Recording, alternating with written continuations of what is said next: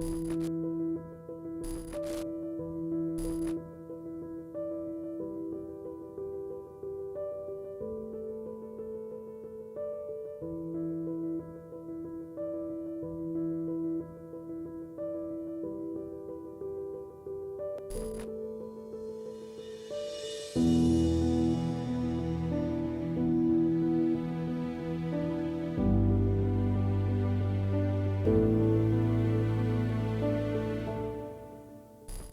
name is Johannes Favi.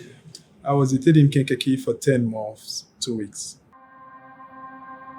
One night, I had a dream that my child was crying.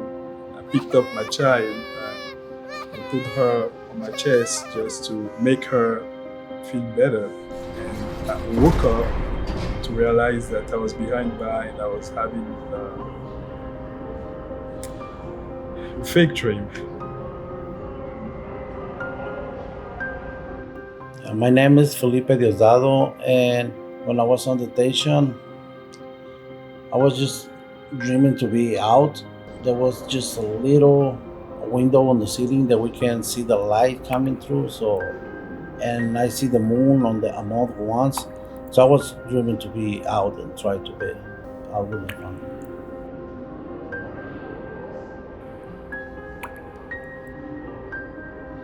Yo soy Beatriz Batres. Era como una situación difícil en el sentido de que estando en la detención a las 2 de la mañana llegaban a hacer una cuenta para ver si alguien se había escapado y posteriormente media hora o una hora llegaban y sacaban a las familias en las madrugadas. O sea, te acostabas, pero no sabías si te iba a tocar a ti irte deportado sin derecho a ir a un juez. Entonces era en medio de toda esa angustia de que no sabes si iba a ser yo la próxima que iba a salir.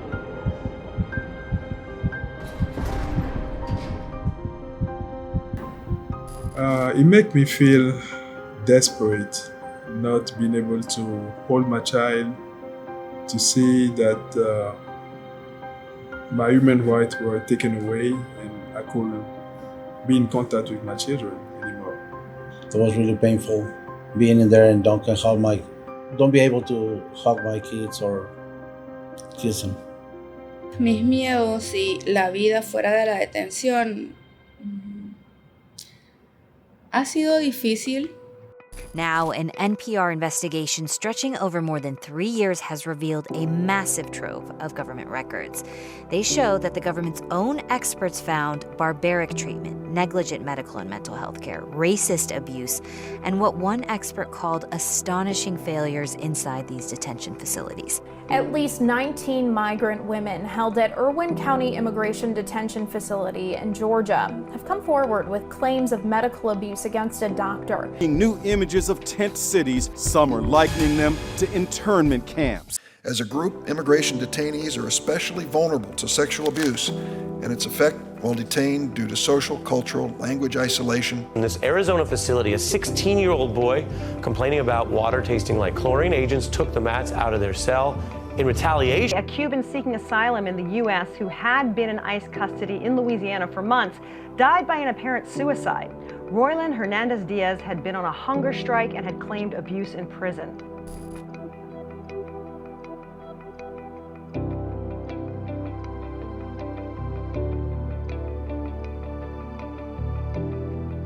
Immigration detention can have a long-lasting impact on an individual who is detained, but also family members. The conditions and the detention centers, in the uncertainty about the future and what's happening next, can cause mental health conditions such as PTSD and also anxiety and depression and many other conditions. A recent study in 2019 from the American Immigration Council showed that up to 84% of people who are detained experience at least one type of mental health disorders and conditions. And the longer they are detained, the more chances they have of experiencing stress, anxiety, and even suicidal thoughts and behaviors. Driving on a road was a challenge. Right after detention, hearing sirens will make you panic, and even if you don't commit a crime. So I have to readapt to society.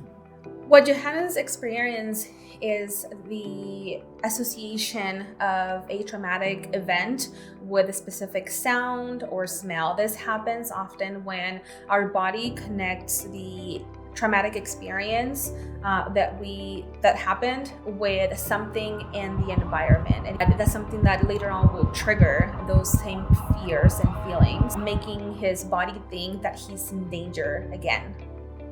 My kids were 8 and 11, and the most particular thing is when they send me letters and they send me drawings, and some of them still I didn't read them yet. I can't read them. I just still close. I don't know what they told me on some of them because it was really painful to read. What Felipe might have been experienced is that he knew that those letters had some strong feelings from his child. Even if it was a loving and caring letter, it was a reminder that his family was in distress and emotional distress. And now that he is released from detention, the fear of opening the letter and reading can bring those flashbacks of him being incarcerated, being detained, not being able to be with their family. So it's very common for people who experience traumatic events like incarceration that they want to completely dissociate and separate from the experience. A diario el recordar que tengo una orden de deportación, que el sistema no es justo. En un principio era como tener miedo hasta de que un policía te viera.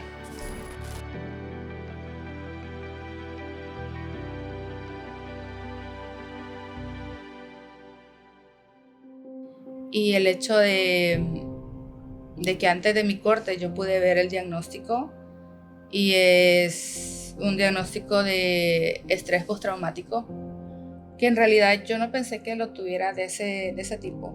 What Beatriz is experiencing is a high level of stress related to an event that happened years ago that still carries on and continues years after her time in detention.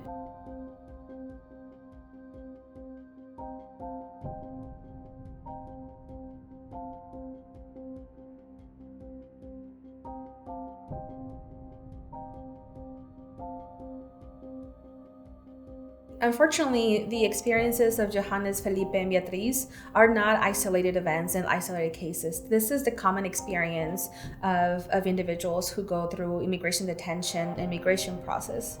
Folks that have been released from immigration detention should seek mental health services right away to increase their chances of recovery. Welcome. Hola. Y en esta oportunidad estoy frente a ustedes para compartir el hecho de todo lo que sucede dentro de Farmville y cómo afecta a nuestras comunidades.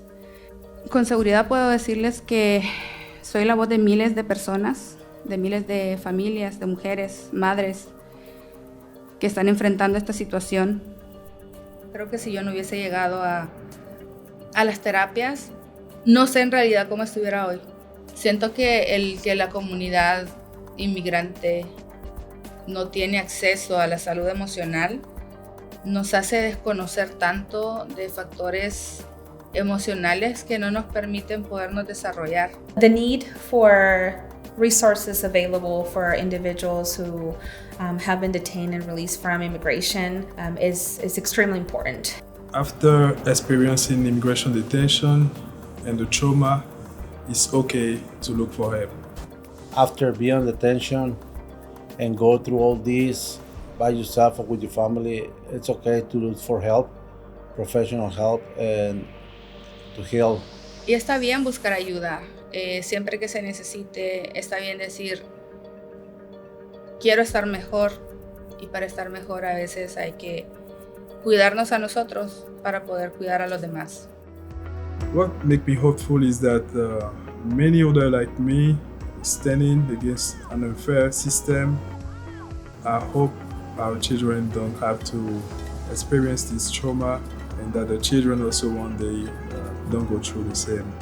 When I'm thinking of the future, what made me hopeful is the community and the support, the organizations, and how strong we can be if we are together. Cuando pienso en el futuro, algo que me trae esperanza es el hecho de ver a más gente de comunidad que pierde el miedo a hablar. O sea, me da esperanza el hecho de que la gente pueda entender que podemos hacer cosas cuando nos unimos.